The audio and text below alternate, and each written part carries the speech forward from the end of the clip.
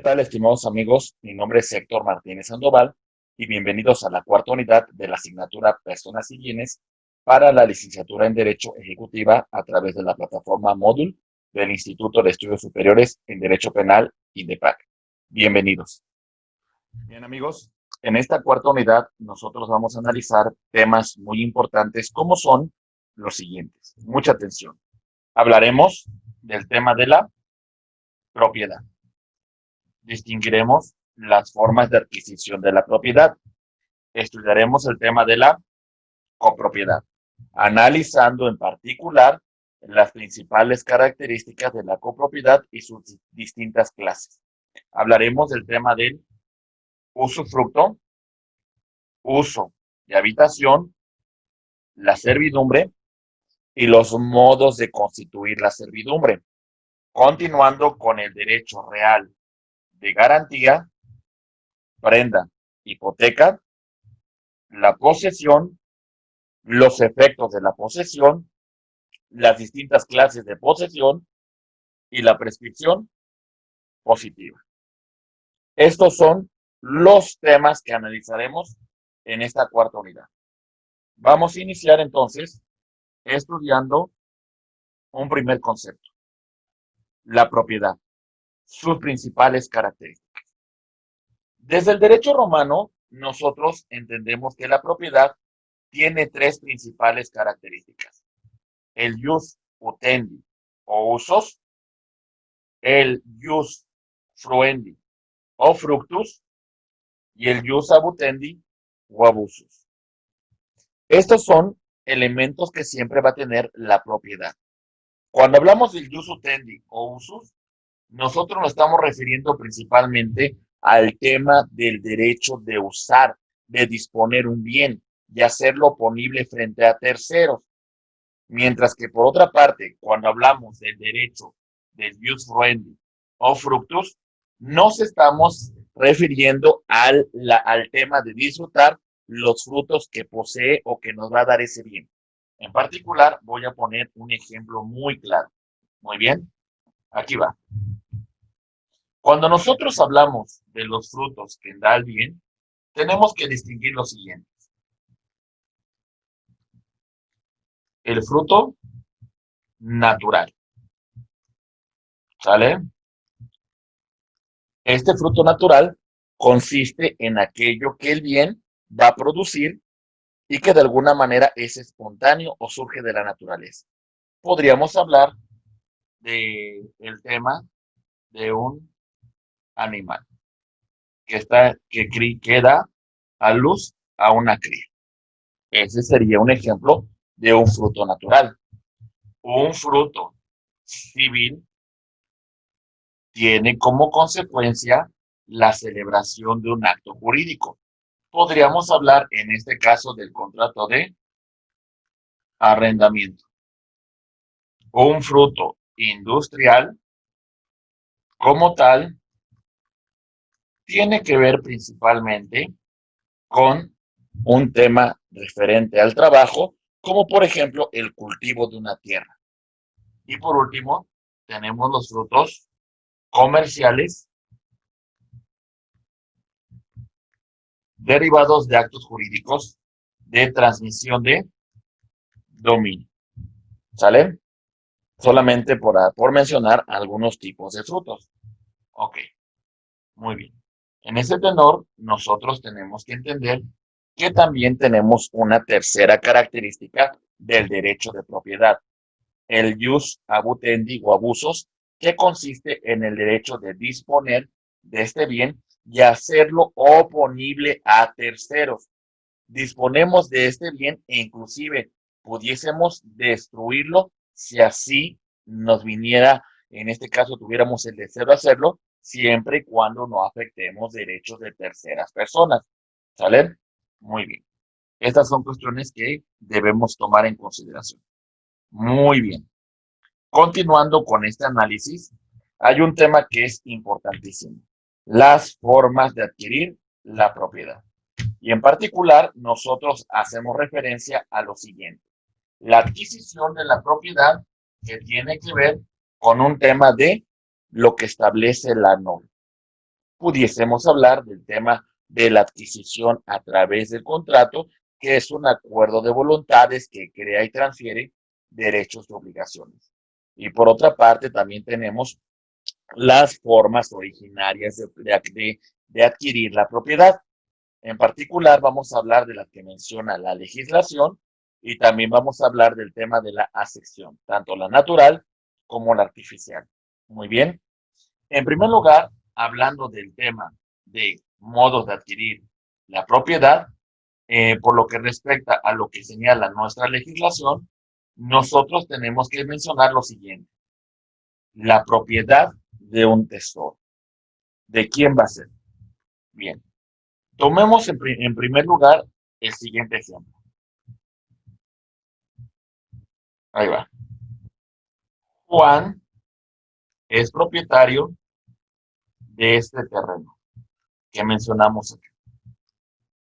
Si sobre ese terreno Juan encontrase un tesoro, este tesoro será de su propiedad. Este es un primer supuesto. Si este tesoro tuviera un valor histórico, entonces el Estado se apropiará de él mismo previa indemnización que debe realizar a Juan. Por otra parte, si Juan permite que su compadre busque un tesoro, su compadre Pedro, entonces pudiese impactar que en este tema el tesoro sea a un 50%. Muy bien. Si Pedro lo encontrase sin el consentimiento de Juan, entonces Pedro tendría derecho a una pequeña indemnización por encontrar ese tesoro. Muy bien. Ok. Continuando con ese tema, hablamos también de la adquisición de animales por caza y por pesca. En este tema tendríamos que considerar que pudiésemos hablar de bienes comunes que nos pertenecen a todos, pero vamos a poner un ejemplo muy práctico. Resulta que está la temporada de caza de patos. Este cazador, llamado Pedro, dispara su arma y el pato cae a la propiedad de la señora María. ¿De quién es el pato? Evidentemente, el pato va a ser propiedad de Pedro. Este fue que lo cazó. La señora María tiene que entregar el producto de esa casa a Pedro o permitir que Pedro pase por, en este caso, por el animal cazado. Y bueno, se cumple con esta disposición. Muy bien. Otro punto importante es ahora dentro del tema de la ocupación, también mencionamos la adquisición y propiedad de aguas. ¿Sale? Muy bien. Voy a mencionar algunos ejemplos para que se considere cómo se va a explotar el agua. Bien. Si resulta que tenemos aquí, sobre este predio, un pozo, este predio es de Pedro. ¿Sale? Entonces, Pedro, en este caso, es propietario de las aguas. Pero supongamos que este pozo, de alguna manera, recorre y pasa sobre otros predios, entonces vamos a considerar que el agua va a ser un tema de copropiedad sobre todos los predios que comparten el mismo manantial. Muy bien. Ok.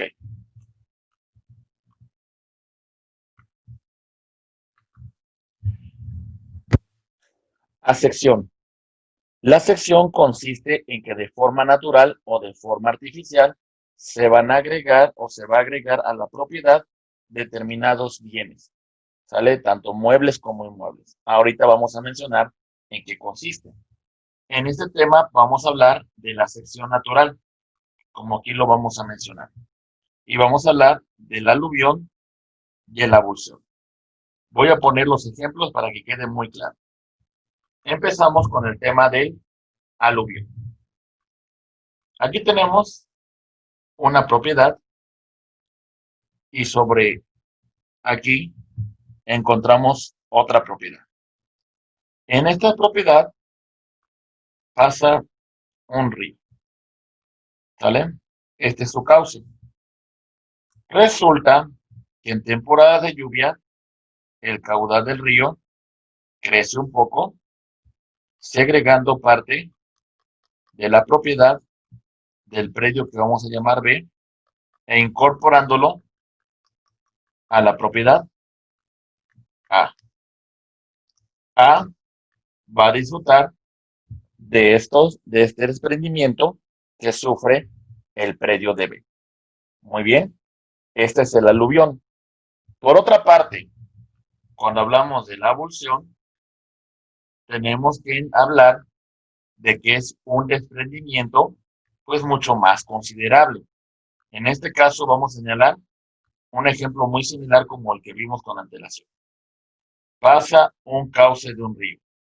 Como consecuencia de la temporada de huracanes, sobre el predio B hay un desprendimiento importante y no solamente va a colocar sedimentos, sino va a incrementar parte de la superficie del predio DA.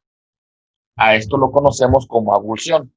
B pierde parte de su propiedad y esta propiedad se incorpora en el predio A. Muy bien. Ok.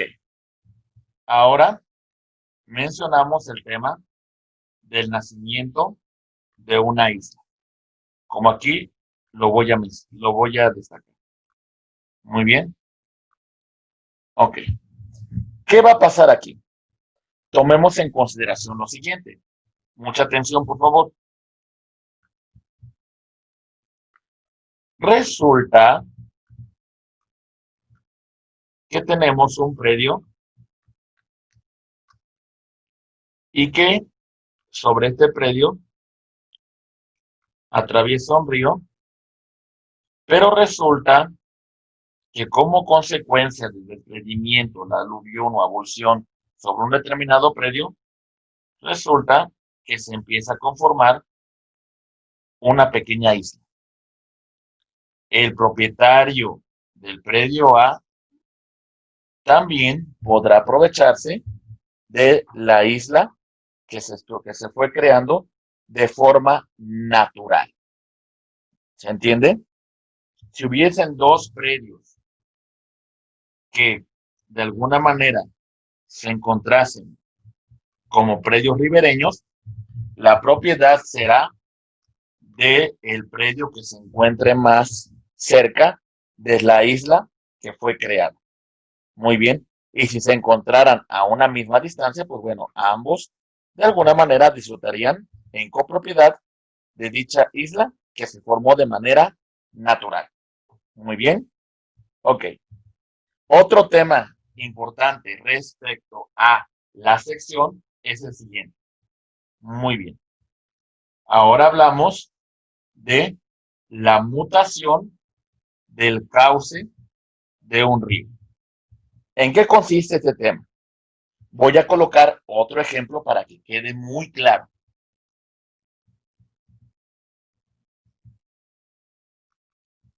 Resulta que sobre este predio A atravesaba un río. Pero sin embargo, como consecuencia, pues de la urbanización, como consecuencia de que se secan los manantiales, de la contaminación, pues resulta que el río empieza a cambiar su cauce, dejando esta parte de la propiedad que se secó el río del propietario del predio A como consecuencia del cambio de cauce del río. Pudiese haber sido todo lo contrario. Y en lugar de incrementar, pues a lo mejor el río cambia su cauce, pero en este caso invade la propiedad de predio A. Entonces, en este caso, se segregaría parte de su propiedad, como en el tema que revisamos con antelación de la abulsión. Muy bien. Ok. Continuando con esta temática, también tenemos que hablar de la sección artificial, la que es provocada por el ser humano. Y esto se va a presentar en los siguientes casos. Hablamos de la sección artificial de inmuebles. Tomemos en consideración el siguiente ejemplo. Resulta que el propietario del terreno que mencionamos a continuación es el señor Juan. Si Pedro construye sobre el terreno de A, el propietario del predio y las construcciones será Juan. Si Juan permitió que Pedro construyera sobre su terreno, entonces seguirá siendo propietario Juan, pero tendrá que indemnizar lo que en su momento Pedro construyó, lo que invirtió en esa construcción, porque Juan hasta cierto punto lo permitió. ¿Se entiende? O también se puede llegar a un acuerdo para que Juan sea el propietario del terreno y en este caso en particular, Pedro va a ser propietario de las construcciones que se ubiquen sobre ese terreno. Muy bien. Ok. Otro punto importante es el tema de la asección artificial de muebles. Muy bien. Hay que tomar en consideración que esto puede ocurrir y mencionamos los siguientes temas. Hablamos de la incorporación, la mezcla en confusión y la especificación. Ok. Cuando nosotros hablamos de la incorporación, tomemos en cuenta que esto puede ocurrir. Ahí le doy. Resulta que sobre un determinado bien mueble se le incorpora otro bien mueble que se va a fijar dentro de este bien mueble. Valga la redundancia. Este es un lienzo en blanco y un artista plasma su obra dentro de este lienzo. ¿Quién va a ser el propietario del mismo? Si tenemos dos propietarios distintos. En este caso debemos de tomar en consideración el que tenga una mayor incorporación valorativa, es decir, que represente una mayor cantidad respecto al bien que se incorporó. Sería el artista, el propietario, pero tendría que pagar al dueño del lienzo por haber utilizado el mismo. Si hubiese una cómoda separación de esta incorporación que están realizando, cada quien se quedará con su respectivo bien que incorporar. ¿Ok? En el caso de que admita cómoda separación. O también pudiesen haber pactado, pues, ser copropietarios y señalar en qué porcentaje serían copropietarios. Muy bien. Ok. Ahora, hablando de la mezcla y la confusión, tenemos que tomar nosotros en consideración, en este caso en particular, sobre la incorporación de líquidos. Muy bien. ¿Qué va a pasar aquí? De alguna manera, esta incorporación de líquidos lo que va a implicar que si sujeto A incorpora un líquido y sujeto B también incorpora otro líquido, si la mezcla que aquí se está realizando permite cómoda separación, de alguna manera cada uno de estos se va a quedar con lo que en su momento mezclar. ¿Ok?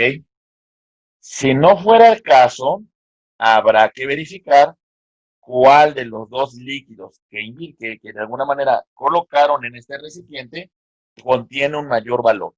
Y en este caso, este será el propietario.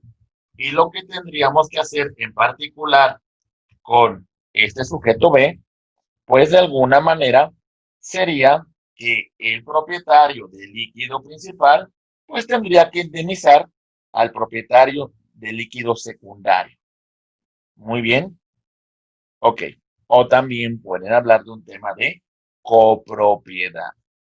Muy bien.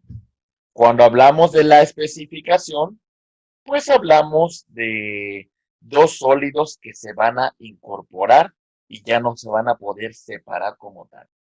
En este caso, seguimos las mismas reglas que hemos señalado con antelación.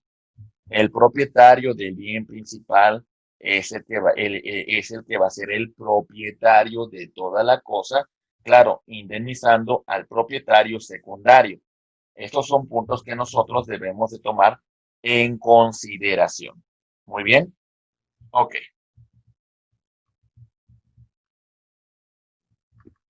Continuamos con nuestro tema. Ahora analicemos también las formas derivadas de adquirir la propiedad. Y en este caso en particular, hablamos de la herencia y del legado. Recordemos que la herencia y el legado son transmisiones que van a derivar de una sucesión. ¿Sale? La sucesión es una transmisión mortis causa. Recordemos que pueden ser por dos supuestos, una sucesión testamentaria y una sucesión intestamentaria. ¿Ok? Ok, la sucesión testamentaria se basa en un documento llamado testamento que se elabora ante un fedatario público y que contiene la declaración unilateral de la voluntad del de cuyos sobre la transmisión de sus bienes a su muerte. Y la intestamentaria también se le conoce como legítima porque la transmisión se va a dar de conformidad con los lineamientos que establece el Código Civil. Ok. En este tema en particular, los bienes en una sucesión, en particular la sucesión testamentaria, se pueden transmitir de la siguiente manera. A través de herederos a título universal y a través de legatarios legados a título particular. El heredero adquiere derechos y obligaciones y el legatario solamente van a adquirir derechos, salvo que no alcance los bienes del de cuyos para hacer frente a sus obligaciones, entonces el legatario se convierte en obligado solidario de los herederos. Muy bien. Ok. También hablamos del tema de la cesión de derechos. De alguna manera se pueden ceder derechos, en este caso un acreedor cede sus derechos a otra persona para que ahora en este momento se convierta en acreedor y pueda hacer cumplir la obligación que tiene pendiente el deudor. ¿Sale? En este caso ocurre lo siguiente. Juan tenía un crédito pendiente con Pedro. Sin embargo, Juan decide ceder su crédito a favor de su hijo Marcos. Ahora Marcos es el acreedor y este señor va a ser el propietario, el deudor. Muy bien. En este caso hubo una cesión de derechos.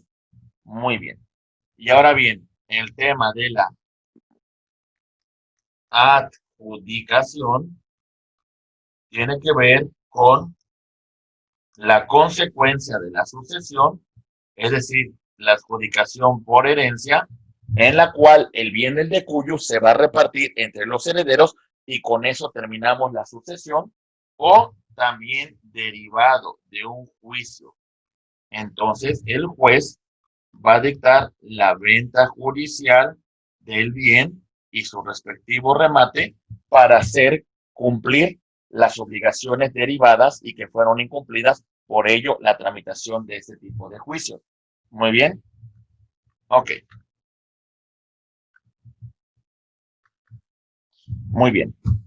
Extensión de la propiedad. En este caso, entendemos que la extensión de la propiedad se va a dar respecto a lo que ella produzca.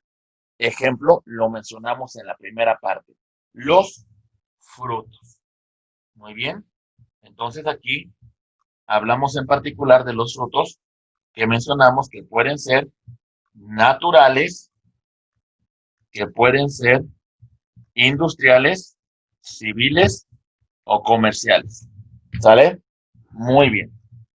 Ahora bien, por lo que respecta a la extensión de la propiedad al subsuelo y al espacio aéreo, tomemos en consideración lo siguiente. Muy bien. En teoría, sobre esta propiedad, pues habría una incorporación en el subsuelo. ¿Sale? Pero también en el espacio aéreo, con las limitaciones que va a establecer la propia ley. Recordemos que de conformidad con el artículo 27, sobre el subsuelo, sobre los bienes que se encuentren en él, cuestiones de hidrocarburos, cuestiones de energía, de cuestiones que tienen que ver con propiedad exclusiva de la nación, entonces el particular no podrá hacer uso de estos bienes porque son de la nación. Y también hay que cuidar el espacio aéreo porque tenemos una disposición muy en particular respecto al espacio aéreo, que en este caso quien la va a administrar será la propia nación. Muy bien. Ok. Muy bien. Recordemos que la propiedad tiene una manera de hacerla válida a través de la acción reivindicatoria con la cual nosotros podemos recuperar la propiedad que en su momento pudo haber sido injustamente separada. Muy bien. Ok. Continuamos con el desarrollo de nuestro tema. Muy bien. La copropiedad. Existe una copropiedad cuando una cosa, un derecho, pertenece pro indiviso a varias personas. ¿Qué significa esto? Muy bien. Sobre este predio, resulta que los titulares son Hugo, Paco y Luis. Entre ellos hay una copropiedad pro indiviso y por partes iguales, es decir, cada uno de ellos será propietario de un 33.33%. ¿Sale? Sumando en total el 100% de la propiedad. Muy bien.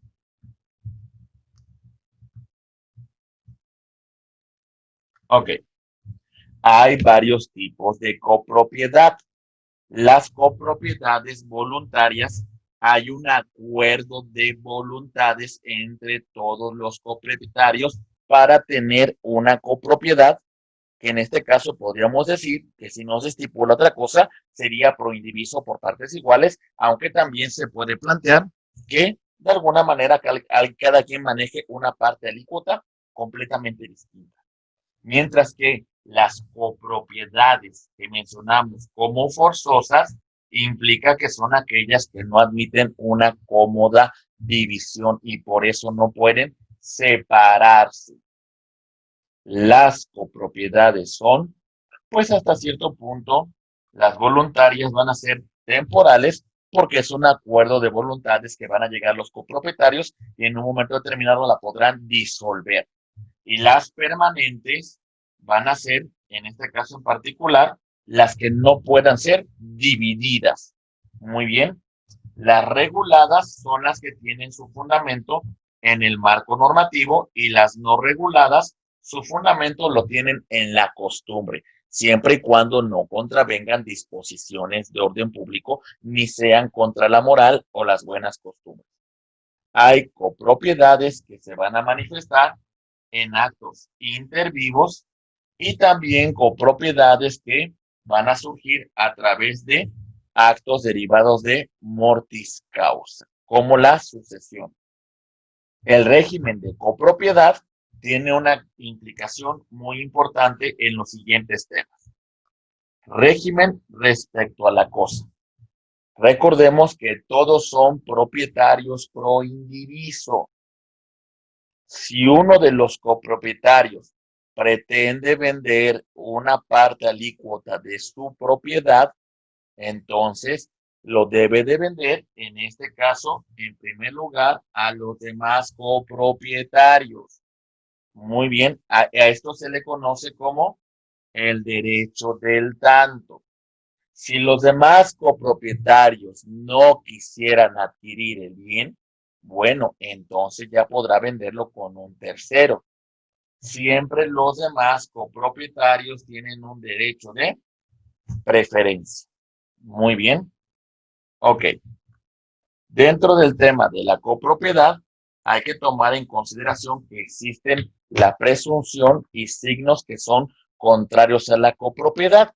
Por ejemplo, en el tema de que ya las partes hayan solicitado a la administración una subdivisión y se haya otorgado, entonces en este momento hemos concluido con la copropiedad porque ya cada uno de los copropietarios ha subdividido su terreno, su superficie, y ahora ya es una superficie que no se encuentra bajo el régimen de copropiedad. Muy bien. Ok. Muy bien. Vamos a continuar entonces con el desarrollo temático de este tema, compañeros. Muy bien.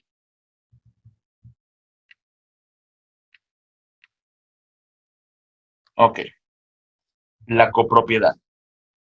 En este caso, ahora vamos a hablar en particular de el condominio. El condominio da una cuestión sobre la modalidad de que en una propiedad cada uno de los copropietarios va a tener una propiedad exclusiva y singular sobre un determinado departamento. Estos condóminos tienen un derecho del tanto y un derecho de preferencia, también en un momento determinado cuando se quiera vender uno de estos departamentos. Estos condominios van a tener una clasificación muy en particular. Por su estructura, los podemos conocer como condominios verticales, horizontales y mixtos. Los explico a continuación. Muy bien. Si hablamos nosotros de condominios verticales, entonces vamos a señalar el siguiente ejemplo. Este que menciono acá es un condominio vertical. ¿Vale? Muy bien. Departamento 101, departamento 201, departamento 301. Muy bien. Un condominio horizontal lo encontraríamos de la siguiente manera. ¿Ok? Departamento 101, departamento 102, departamento 103. ¿Ok? Aunque también podemos tener un condominio mixto, departamentos o un régimen de propiedad vertical u horizontal. Muy bien. Ok.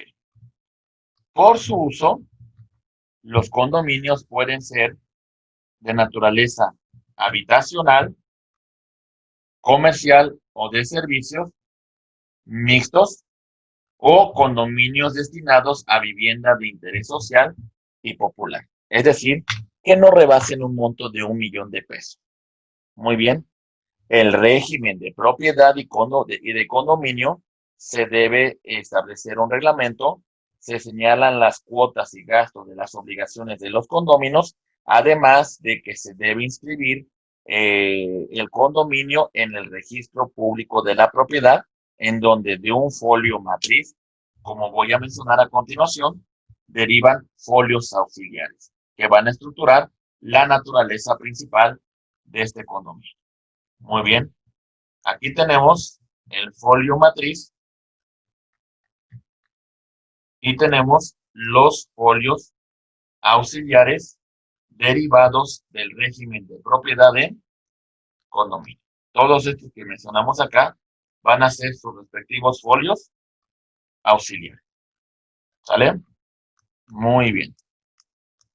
Ok.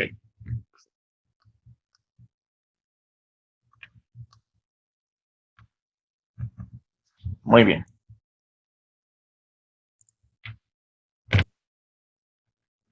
Ok, compañeros. Pues bien.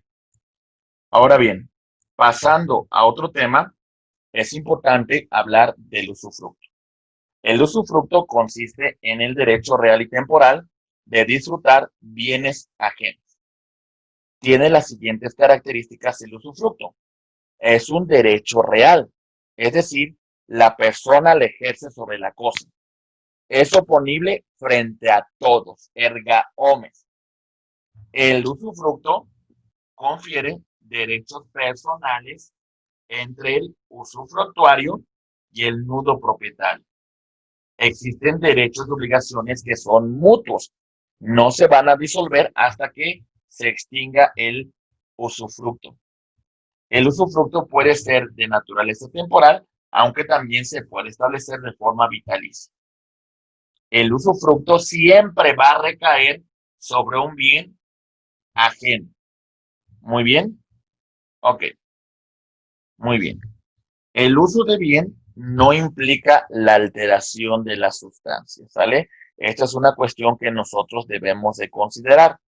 La forma de constituir el usufructo es como lo establece la norma, por voluntad del usufructuario y el nudo propietario o por un tema de prescripción, la adquisición de derechos por el simple transcurso del tiempo.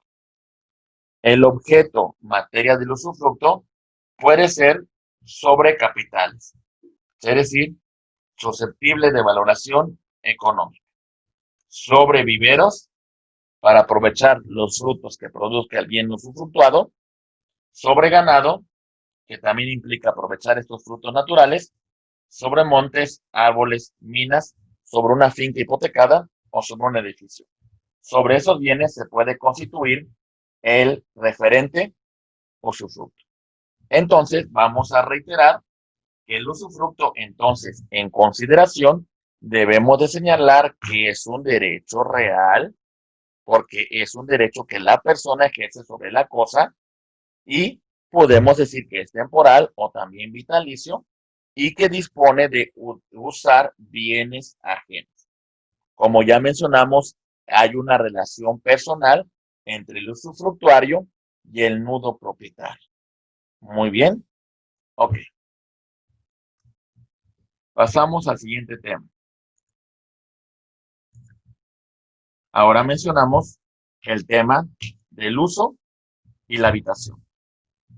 El uso es una figura también dentro del derecho real que da a una persona la posibilidad de percibir los frutos naturales, civiles, industriales de una cosa y en este supuesto el usuario va a disfrutar de los bienes que bastasen a las necesidades de él y de la familia, aunque esto aumente.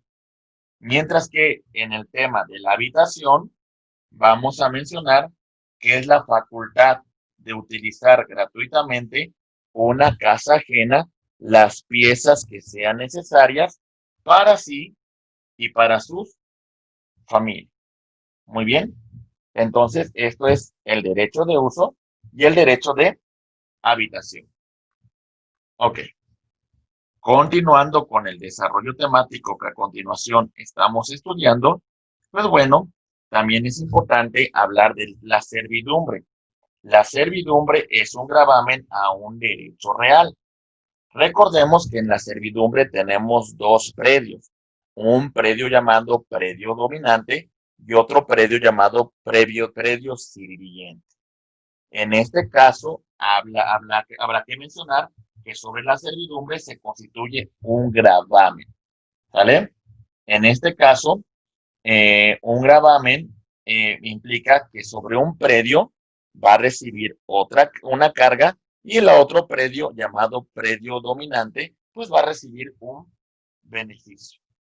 Es un derecho real que posee el propietario de un predio para aprovecharse de otro predio.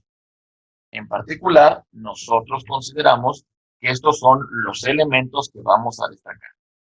Entonces tenemos dos predios. Un predio llamado predio dominante y otro predio llamado predio sirviente. Y vean lo que mencionamos. Es un derecho real, un gravamen que se le va a imponer a este predio. Y este predio va a disfrutar de dicha afectación. ¿Vale? Vamos a mencionar algunos tipos de servidumbre. Tenemos una servidumbre continua. Es decir, esta servidumbre se realiza sin interrupción. La servidumbre discontinua implica que en ocasiones el predio dominante no utiliza dicha servidumbre que da el predio sirviente. ¿Vale? Por ejemplo, voy a mencionar un caso de una servidumbre discontinua. A lo mejor el predio sirviente, pues de alguna manera tiene que permitir al predio dominante, pues una salida durante la temporada de lluvias porque acrecenta el río y entonces el predio dominante no tiene salida, debiendo el predio sirviente otorgarle una salida. En este caso sería una servidumbre discontinua que solamente se utiliza durante la temporada de lluvias. Servidumbres aparentes. Por ejemplo, en el tema de que la tubería se encuentre expuesta sobre un predio sirviente. Servidumbre no aparente. Cuando la superficie se encuentra, cuando una tubería se encuentra enterrada. Entonces no se percibe como tal. Pero bueno, existe esa servidumbre para atravesar, en este caso, la tubería. Muy bien.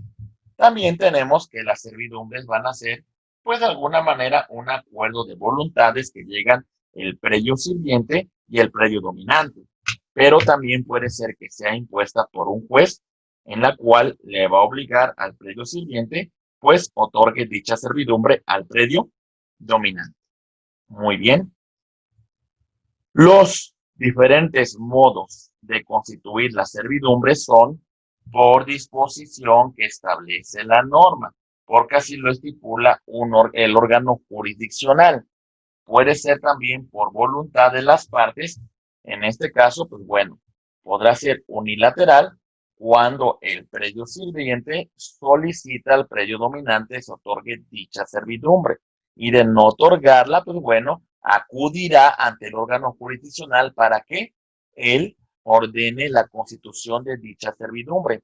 Aunque también se puede llegar al acuerdo de voluntades a través de un contrato.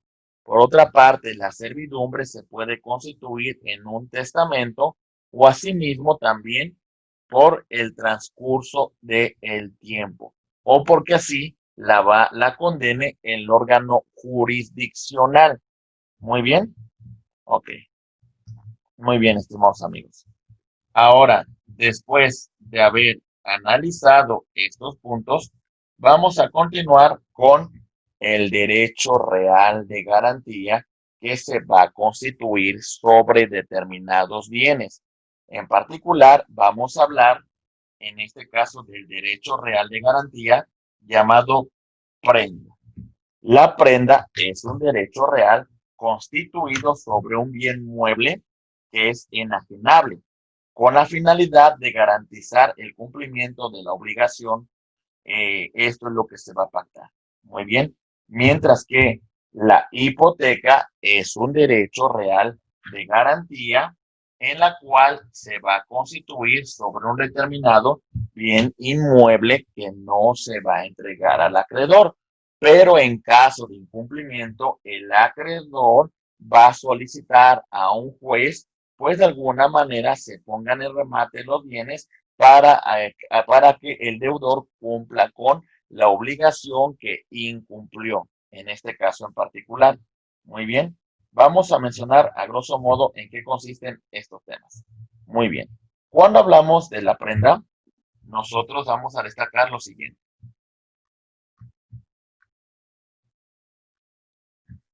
Muy bien.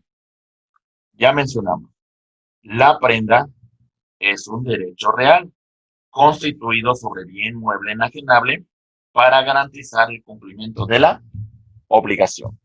Tenemos una figura llamado acreedor prendario y tenemos otra figura llamada deudor prendario. El acreedor, de alguna manera, se le transmite la posesión de un determinado bien mueble, que en caso de incumplimiento por parte del deudor prendario, pues bueno, el acreedor va a disponer de dicho bien para garantizar la suerte principal. Algunas de las principales características de la prenda son las siguientes. Solo se constituye sobre bienes muebles, salvo que se trate de los frutos industriales o civiles que produzcan los bienes raíces, los bienes inmuebles. Para que se constituya el derecho real de prenda, es necesario entregar la cosa al acreedor. ¿Sale? La prenda no da derecho al acreedor de disfrutar los frutos naturales, industriales o civiles que del bien, salvo que hubiesen pactado que sí disfrutara de dichos frutos. En caso de incumplimiento de la obligación y el deudor no cumpla con la suerte principal, el acreedor sacará en venta el bien mueble, objeto de la prenda, para garantizar el adeudo principal.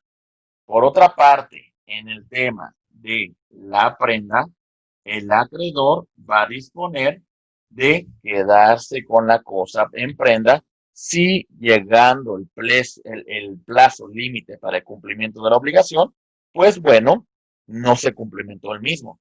Entonces, en este caso, pues bueno, dispone de la prenda para su venta o también dispone de la prenda como su propiedad.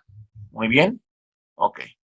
Entonces recordemos que la prenda es un derecho real de garantía que se constituye sobre bienes muebles que se entregan al acreedor. Muy bien.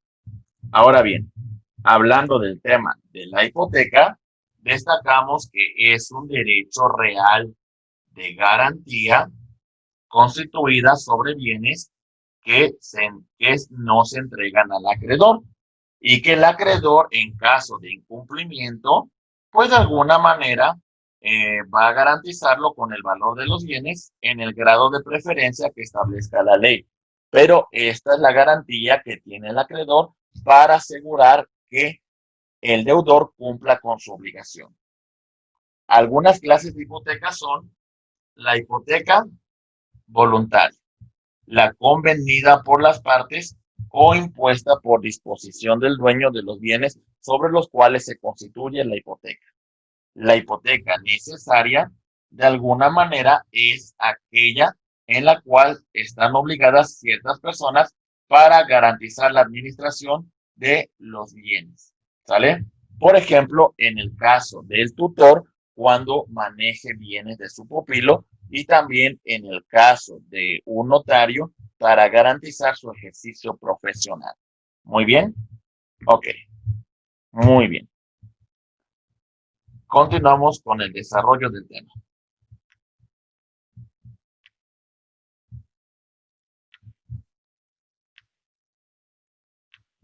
Ok.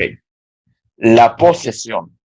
La posesión es una tenencia que tenemos sobre una cosa corporal y que esta posesión la ejercemos por nosotros mismos y que implica una tenencia de la cosa, pero sin tener el usus, el fructus y el ius abutendi, el uso, goce y disposición de la cosa. Nos quedamos con dos elementos de la propiedad, el uso y los frutos y el disfrute de la cosa, pero no la disposición de la misma.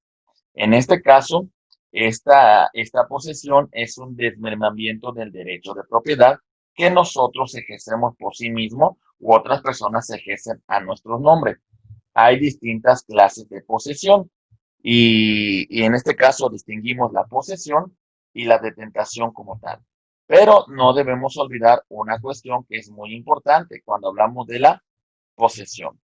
En la posesión, lo que va a implicar que no tenemos el carácter todavía de propietario porque no disponemos como tal de dicho bien.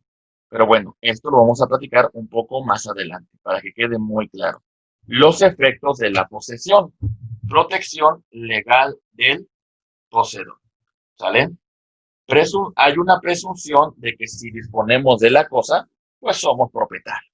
Para empezar, la detentación hasta cierto punto presume que es propietario.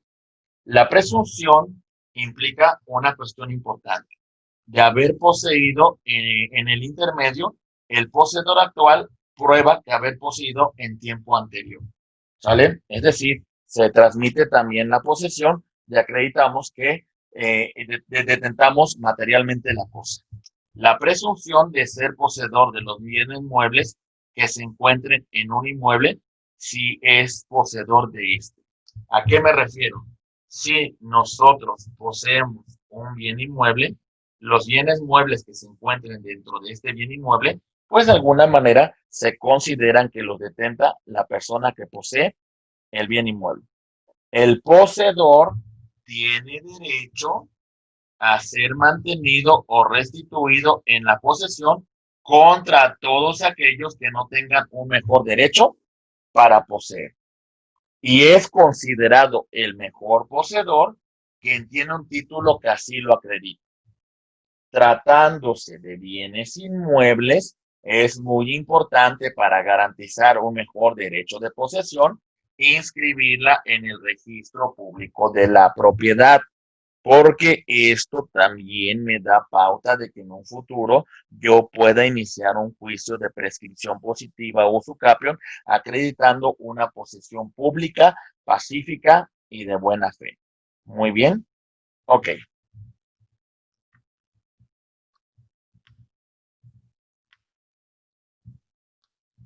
Ok.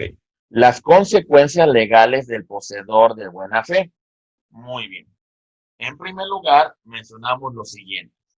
Hacer suyo los frutos percibidos, mientras su buena fe no sea interrumpida. Los frutos naturales, los frutos industriales, los frutos civiles, los frutos comerciales. Que se le abonen los gastos necesarios y útiles, teniendo derecho a retener la cosa poseída hasta que se haga el pago. ¿Sale? El poseedor de buena fe tiene derecho a retirar las mejoras voluntarias si no causa un daño a la cosa mejorada. Y además, el poseedor de buena fe tiene derecho a que se le paguen los gastos hechos por él en la producción de frutos naturales e industriales que no hace suyos por estar pendientes en el tiempo de interrumpirse la posesión. Es decir, en este caso, imagínense un fruto natural. Resulta que dejó algunas crías de ganado, pues pendiente de que el animal pues diera la cría, y en este caso, pues bueno, como se quedó pendiente el fruto, este tiene derecho a una indemnización, asimismo a los frutos industriales como consecuencia del cultivo de la tierra. Muy bien, ok. Ahora bien, pasando al tema de algunas clases de posesión, destacamos lo siguiente. Posesión originaria. Es la que se posee a título de propietario. ¿Sale? Hasta cierto punto, a lo mejor en un futuro me convertiré en propietario a través del usucapión, porque tengo un título que me da esa categoría. Posesión derivada es la que se posee pero no a título de propietario. Por ejemplo, el arrendatario de un bien inmueble. La posesión de buena fe, la adquirida por un título suficiente y el poseedor ignora los vicios de su título. La posesión de mala fe. Esta es una consecuencia de que, a diferencia de la posesión de buena fe, el poseedor de mala fe sabe que no tiene derecho, pero o que teniendo un título, este tiene vicios y como tal, pues no acredita una posesión pública, pacífica y a título de propietario. Muy bien. Ok. Tenemos también otro tipo de posesión, como es la posesión delictuosa, ¿sale? En la cual se obtiene mediante la comisión de un hecho que la ley marca como delito. Tenemos también una posesión pública que es la que nosotros vamos a inscribir en el registro público de la propiedad. Tenemos una posesión continua cuando ésta no ha sido interrumpida por ninguno de los medios que contempla la ley y además la posesión pacífica implica que ésta se ha adquirido sin violencia. Muy bien, ok.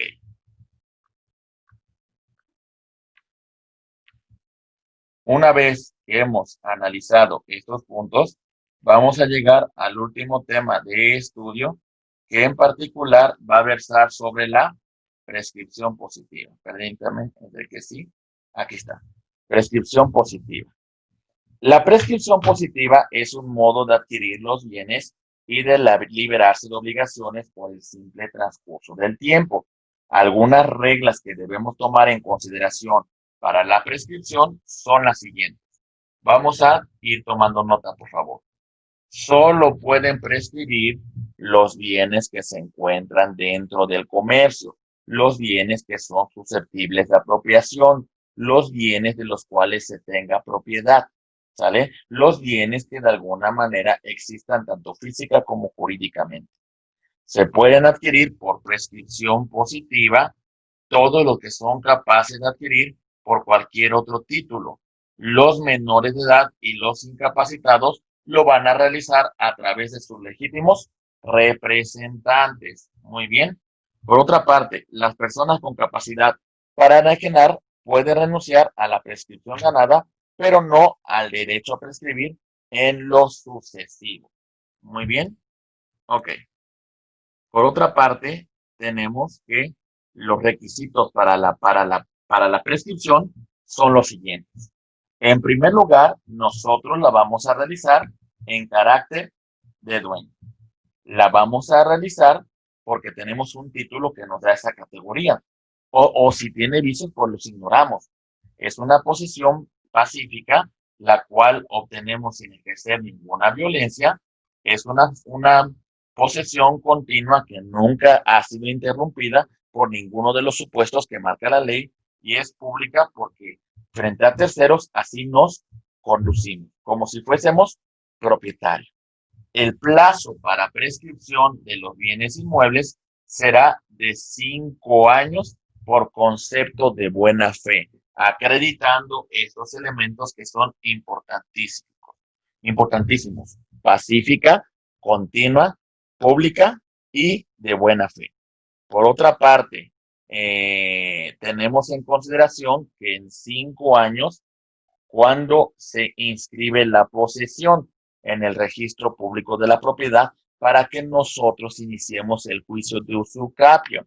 La mala fe implica una cuestión de que a los 10 años nosotros, pues de alguna manera, podemos iniciar una usucapio.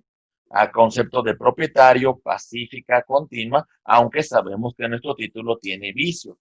Sobre los bienes muebles, se prescribe en 3 años cuando son poseídos de buena fe, pacífica y públicamente. ¿Sale? Muy bien. Ok. Pero tomemos en consideración que si falta buena fe y pues tenemos que prescribir en 5 años. Muy bien. Estos son algunos temas de los más importantes que nosotros hemos desarrollado en esta unidad. En particular, nosotros hablamos de el derecho de propiedad, mencionando que la propiedad tiene tres características muy importantes: el usus, el fruto y el derecho de disposición de dichos bienes. Hablamos en particular de la propiedad, de formas originarias de adquirir la propiedad, así como de las que establece el propio Código Civil. Dentro de las formas originarias hablamos de la ocupación y la cesión. Muy bien. Otro punto en particular que nosotros estudiamos es el tema de la copropiedad, en la cual tenemos a varios copropietarios que son titulares de una parte pro indiviso, ¿sale? Y mencionamos en este punto en particular que hay distintos tipos de copropiedad, como la copropiedad voluntaria y forzosa, la copropiedad temporal y permanente, la copropiedad regulada y no regulada, y los actos intervivos y mortis causa. El régimen de copropiedad de una cosa, pues de alguna manera mencionamos que los copropietarios tienen derecho a una parte alícuota, tienen derecho del tanto, tienen derecho de preferencia y bueno, también existen áreas comunes que deben respetar los copropietarios. Mencionamos en particular dentro de la copropiedad al condominio, en la cual es una modalidad de copropiedad en la cual uno de un condominio es titular de un exclusiva de un determinado departamento. En este caso hablamos de que existen condominios verticales, horizontales y mixtos, y por su uso habitacionales, comerciales y mixtos. Mencionamos que se debe constituir un reglamento, se deben cumplir con las cuotas de mantenimiento e inscribir el condominio en el registro público de la propiedad. Hablamos del tema del usufructo, que es el derecho real y temporal de disfrutar de bienes ajenos. Hablamos de que el derecho que ejerce el usufructuario es oponible a terceros. Y mencionamos que sobre el usufructuario y el nudo propietario hay una relación de derecho personal. Muy bien. Mencionamos también el tema del uso y la habitación. En el tema del uso, el usuario tiene derecho de los frutos de una cosa ajena para él y para su familia. Y en la habitación le da la facultad de habitar gratuitamente en una casa ajena las piezas que sean necesarias para él y para su familia. Hablamos del tema de la servidumbre como un derecho real, un gravamen que se le impone a un predio llamado predio sirviente, en la cual el predio dominante va a disfrutar de dicho gravamen. Mencionamos de alguna manera que existen dos tipos de predio sirviente y predio dominante, y mencionamos algunos tipos de servidumbres, como son las servidumbres continuas, las servidumbres discontinuas, las servidumbres aparentes, las servidumbres no aparentes, las servidumbres voluntarias y las legales. Por otra parte, también mencionamos el derecho real de garantía y en particular hablamos de la prenda y la hipoteca.